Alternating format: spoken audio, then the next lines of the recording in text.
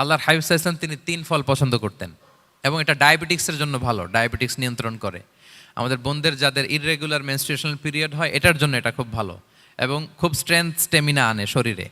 এটা জান্নাতের একটা গাছ। আদম আলাইহিস সালাম এবং হাওয়া আলাইহিস সালামকে যখন আল্লাহ বলেছিল ওয়ালা তাকরাবা হাযিহি শাজারাতা ফাতাকুনা মিনাজ জালিমিন, হ্যাঁ আদম এবং হাওয়া, জান্নাতের সব জায়গায় যেতে মন চায় যাও, যা খেতে মন চায় খাও, এই নিষিদ্ধ গাছের কাছে যেও না, তাহলে তোমরা জালিম হয়ে যাবে। শয়তান এসে উল্টা বুঝালো, সে বলল তোমাদের খেতে নিষেধ করছে কেন জানো? আল্লাহ চায় না যে তোমরা জান্নাতে থাকো, আল্লাহ চায় এখান থেকে তোমাদের বের করে দিবে, কিন্তু তোমরা যদি এই গাছের ফল খাও আল্লাহ আর বের করতে পারবে না। দেখছেন শয়তানের অবস্থা? শয়তান কিন্তু নেগেটিভিটি নিয়ে সামনে আসে না, আসে খুব আপনার ওয়েল উইশার হিসেবে, উপদেশ নিয়ে, খুব ভালো একটা পজিটিভ ওয়েতে আসে।